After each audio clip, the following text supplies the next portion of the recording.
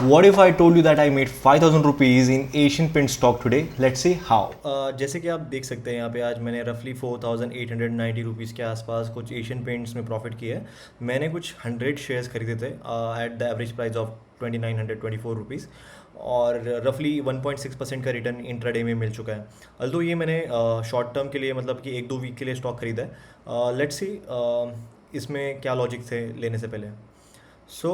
जैसे कि आप जानते हैं एशियन पेंट्स काफ़ी नोन ब्रांड है और काफ़ी गुड रेवेन्यूज़ उसके है और इसकी जो प्राइस है लेकिन लास्ट 3 ईयर्स में 2021 से लेके अब तक के लिए सेम प्राइस रेंज में घूम रही है और एक कहीं ना कहीं एक 2800 के आसपास एक सपोर्ट बना रखा है स्टॉक ने और यहाँ से वो स्टॉक और नीचे जाने की मतलब प्रोबेबिलिटी बहुत ही लो हो गई है और स्पेशली जब आप देख पाओ यहाँ पे तो इसने एक पर्टिकुलर टाइम पीरियड पिछले 8 हफ्तों से यहीं पे ये स्टॉक की प्राइस घूम रही थी।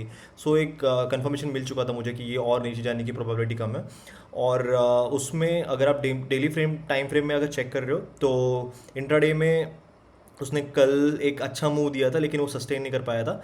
प्राइस जैसे कि आप देख सकते हो ये ग्रीन कैंडल से पता चलता है कि ये अपसाइड में जा रहा है लेकिन ये जो पर्टिकुलर छोटी वाली लाइन है ये दिखाता है कि वो प्राइस पे वो ज़्यादा टाइम तक लिए रुक नहीं पाया।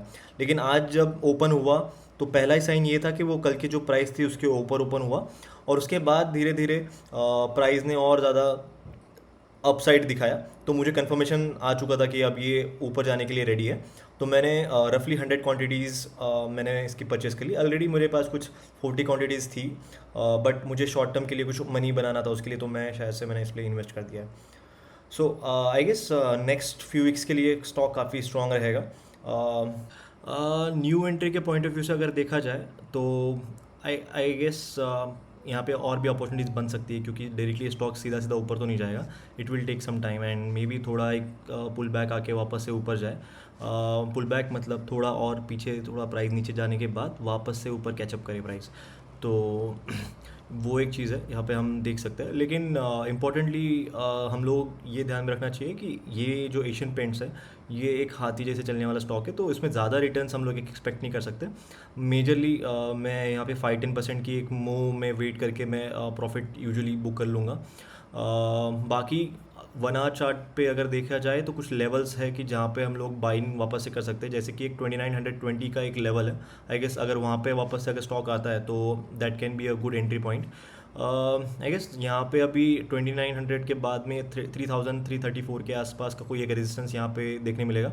लेवल सबके निकलेंगे बट निकलेंगे उसके जो खड़ा रहेगा यहाँ पे क्योंकि फॉरएवर में 2 चीजों का बिजनेस है, खड़े रहने का और दूसरा खड़े रहने का अपना। बात तो सही है, अगर कोई भी ट्रेड में आपको प्रॉफिट कमाना है तो खड़े भी रहना पड़ेगा और अड़े भी रहना पड़ेगा, अदरवाइज लॉस होगा। अब तक जिनको कुछ भी नहीं समझा है उन लोगों के लिए मैं एक सिंपल एग्जांपल देता हूं बॉलीवुड से जिससे आपको ये सारे कंसेप्ट क्लियर होंगे कि क्यों मैंने सिर्फ एशियन पेंट को चुना और ये क्यों सेफ है कंपेयर टू अदर स्टॉक्स।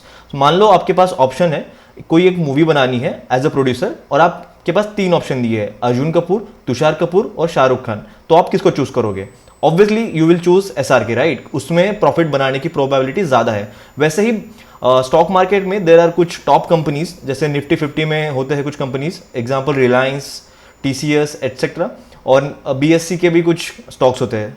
अगर आप इनमें इन्वेस्ट करते हो तो there is a high probability of getting in profit, but considering other factors as well, जैसे कि कोई क्या लेवल पे आप एंट्री कर रहे हो वो सब मैटर करता है। और भी आप अगर चाहते हो मैं कि और भी वीडियोस में कुछ इंप्रूवमेंट लेके आओ तो प्लीज़ कमेंट सेक्शन में बताना मुझे, या you can directly reach out to me on WhatsApp, Instagram. Thank you so much guys.